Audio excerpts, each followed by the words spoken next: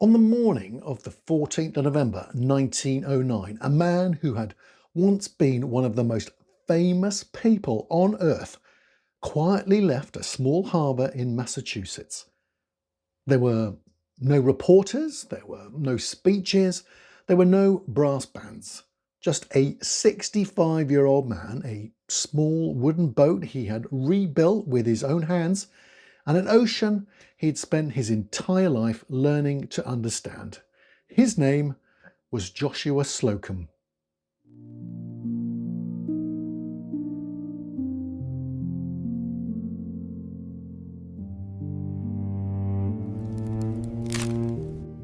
Joshua Slocum was born on the 20th of February 1844 at Mount Hanley on Nova Scotia's North Mountain, within sight of the Bay of Fundy, a coastline famous for the most violent tides in the world. He was the fifth of 11 children, descended on his father's side from a Quaker, known in family law as John the Exile, who'd left the United States after the Revolution rather than take up arms on either side. His father, John Slocum, was a farmer by circumstance and a bootmaker by trade, supplying leather sea boots to the local fishing fleet. He was also, by every account that survives him, a hard and devout, unbending man, a Baptist deacon who dragged his children to church as reliably as he set them to work. Joshua was put to work on the boot bench as soon as he was old enough to hold an awl, and he hated it. What held his attention instead, though, was through the workshop's grimy windows, there were the ships working in the bay. He is said to have carved a model ship in secret rather than finish his quota of boots, and to have watched his father find and destroy it in a fit of temper. Whether or not that particular story survives intact from a 14-year-old's memory, the pattern it describes is not in dispute. A boy who wanted the sea and a father determined he would want the workshop instead. At 14, Joshua made his first break for it, signing on as a cook aboard a coastal fishing schooner. It didn't last. He was found and brought home. In 1860, his mother died shortly after the birth of her 11th child. Joshua was 16, and whatever obligation had held him to Nova Scotia went with her.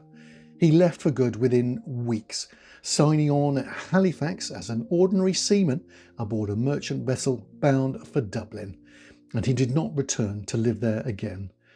What followed was less an apprenticeship than an education by total immersion. Within 2 years, he had crossed to Liverpool, joined a ship trading with China, rounded the Cape Horn twice, and worked his way through ports from Java to Manila to San Francisco. He earned his second mate's certificate at 18, through the hawse pipe, as sailors of the period put it, meaning through hard seamanship and hard sea time rather than a gentleman's cabin apprenticeship. By his mid-20s, he had his own command, the square rigger Washington, on a run to Sydney, Australia. It was in Sydney in 1871 that Joshua Slocum married Virginia Walker, an American woman with, by his own account, a taste for adventure to match his own, and a reputed skill with a rifle that more than once proved useful on board ship. She did not wait for him ashore. Over the following 13 years, she sailed with him from command to command, and the couple had 7 children, born in ports scattered across 3 oceans. Not all of them lived to grow up, a hazard of that itinerant and unsheltered kind of life that Slocum rarely spoke of afterwards, in his book or anywhere else.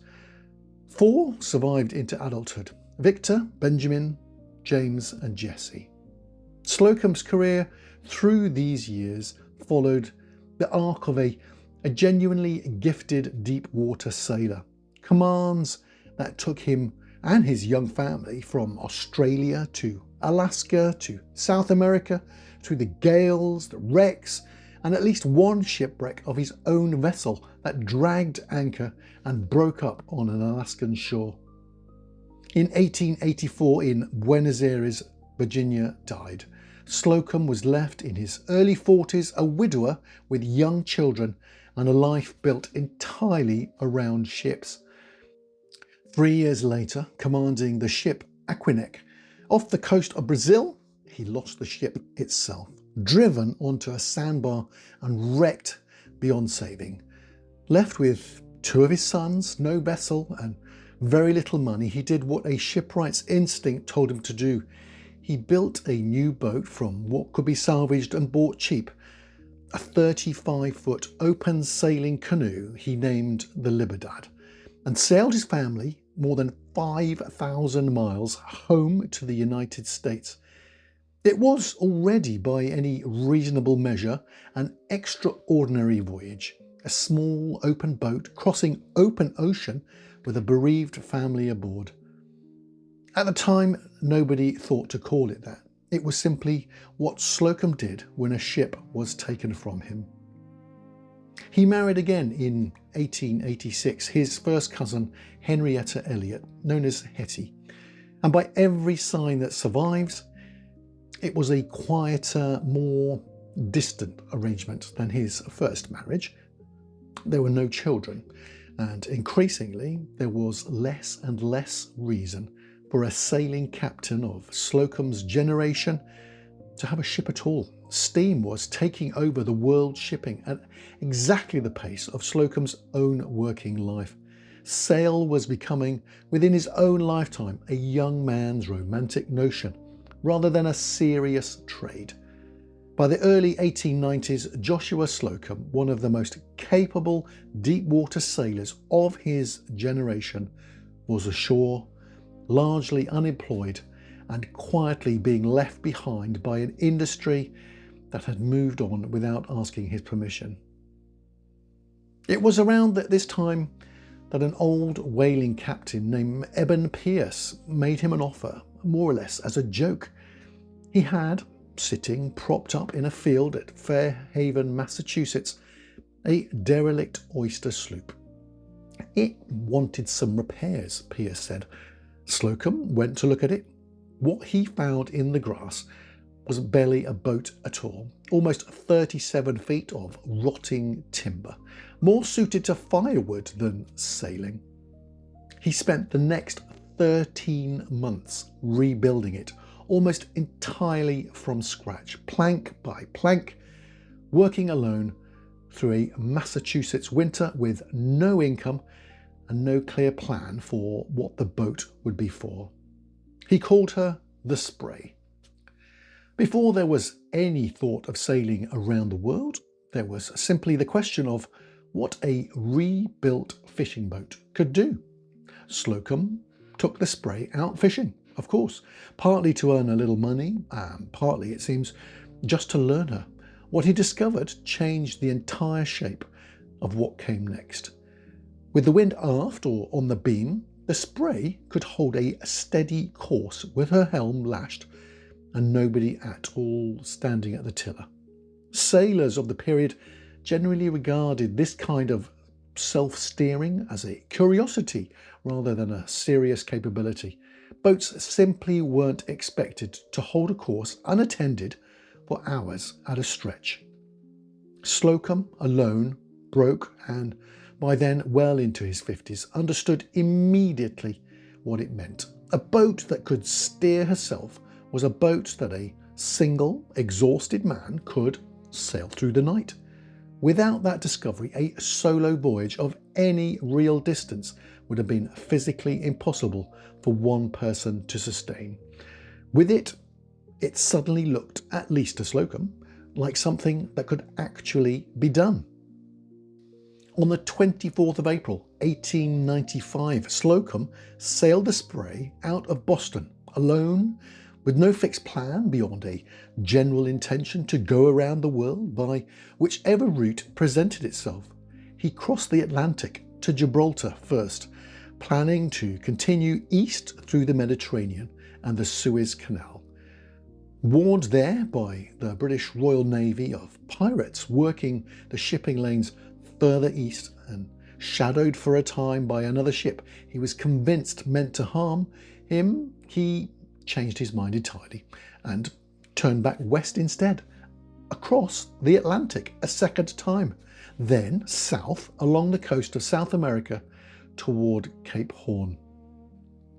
Rather than round the Horn itself, he chose to thread the Strait of Magellan, a notoriously dangerous passage of narrow channels and unpredictable weather, made more dangerous still by the Fuegan people, some of whom had a history of raiding passing vessels. Slocum, sailing entirely alone with no way to stand watch through the night, scattered carpet tacks across the Spray's deck before he slept, calculating correctly, as it turned out, that barefoot raiders would think twice about a deck that bit back. He made the crossing successfully, though not without weeks of foul weather that pushed the Spray back through the strait more than once before she finally broke free into open Pacific water. It was somewhere in this early stretch of the voyage, by his own account in the Azores, delirious after a bout of illness he blamed entirely on too much cheese and too many plums, that Slocum later wrote of being visited during a night of heavy weather by a figure who identified himself as the pilot of Christopher Columbus's ship, the Pinta, come to hold the tiller steady while Slocum slept off his fever. Slocum told the story with a straight face, and elsewhere in the same book with the dry half smile of a man who knew perfectly well how it sounded. Whatever it actually was, a fever, a dream, a deliberate telltale, or something Slocum genuinely believed in the moment, it captures something true about the voyage. 3 years alone at sea with nobody to talk to and nothing but his own mind and the boat for company will do things to a man's mind that a straightforward account of latitude and longitude cannot fully explain. From the strait, he crossed the entire Pacific alone to the Juan Fernandez Islands, the real-world setting for Robinson Crusoe, through weeks of open ocean to the Marquesas and Samoa, where he was received by Fanny Stevenson, the widow of Robert Louis Stevenson, at the house where her husband had died just 3 years earlier. Then on to Fiji, then Australia, where he spent months working the coast and giving lectures to pay his way. Then Tasmania and the Torres Strait, then across the Indian Ocean by way of the Cocos Islands and Rodrigues, as well as Mauritius. He rounded the Cape of Good Hope, the Cape of Storms as sailors of an earlier age had known it, and spent 3 months resting in Cape Town, where he met the Boer president Paul Kruger. Kruger, who reportedly assumed a solo circumnavigator, must be some kind of confident trickster, because everybody knew, or so Kruger apparently believed, that the world was flat. Slocum found the conversation far more amusing than insulting. He crossed the Atlantic for a 3rd time, by the way of St. Helena and Ascension Island, arriving back in Newport, Rhode Island on the 27th of June 1898, more than 3 years after he had left and more than 46,000 miles later. He was the first person in history to have sailed around the world alone. In 1900, Slocum published an account of the voyage, sailing alone around the world. It became an international bestseller and made him, in his mid-50s, genuinely famous, a status he seemed to have accepted with the same dry, understated humour that runs through the book itself. He was feted by yacht clubs on both sides of the Atlantic, invited to lecture across the United States, and treated wherever the Spray dropped anchor as something between a celebrity and slightly implausible folktale come to life. Fame ashore did not suit him any better than obscurity had.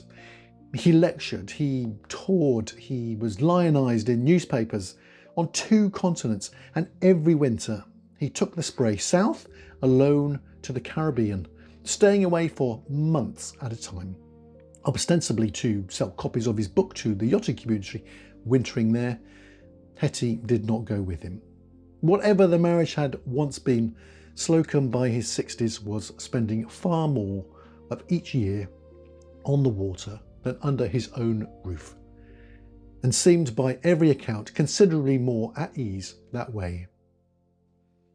On the 14th of November 1909, at the age of 65, Slocum set out from Vineyard Haven alone in the Spray, bound for winter cruising grounds he already knew well, with a loose plan afterwards to explore the Orinoco, the Rio Negro and the Amazon, rivers he had long wanted to see. He was, by some uncertain later reports, possibly seen off the coast of Florida near Miami. After that, nothing. No wreckage of the Spray was ever recovered. No message was ever received. No storm of unusual violence was recorded along his likely route that autumn. In July 1910, Hetty told newspapers she now believed her husband was lost at sea. Most of those who had known him had assumed the Spray had been run down by a steamer too large to notice the collision, or struck by something else in the dark. Slocum was thought too skilled a mariner, and the Spray too sound a boat for any less extraordinary explanation. It took until 1924, 15 years after he sailed out of Vineyard Haven, for Joshua Slocum to be formally declared dead. Decades later, Howard Chappell, a curator of maritime history at the Smithsonian Museum, examined the Spray's design in detail. His conclusion complicated the picture slightly. The Spray, for all her seaworthiness in ordinary conditions and her uncanny gift for self-steering, could become genuinely unstable if heeled beyond a fairly shallow angle. A flaw that a younger, sharper sailor might correct instinctively, and that a tired 65-year-old man alone in the dark might simply fail to catch. Nobody knows. That is honestly the whole of it. No wreck has ever been found, then or since, and no version of events beyond ordinary bad luck at sea has ever been supported by a single piece of physical evidence. What can be said with more confidence is this: Joshua Slocum spent almost the whole of his adult life either alone at sea or restless on land, and when he was 65 years old and still evidently uneasy ashore, he did the one thing he had always trusted most. He went out alone, on his own boat, into open water on his own terms, the same way he had when he first left Nova Scotia at 16, and the same way he had crossed 3 oceans with nobody else aboard to share the credit or the danger. Whatever happened to Joshua Slocum out there, it happened to a man who had chosen one more time exactly where he wanted to be. History isn't only made by kings, queens and conquerors. Sometimes it is made by one quiet person who simply refused to live an ordinary life. If you think that stories like Joshua Slocum's deserve to be remembered, I'd love to have you with us. Subscribe to History Lost and Found, and next week we'll uncover another forgotten life that changed the world in ways that most history books barely mention.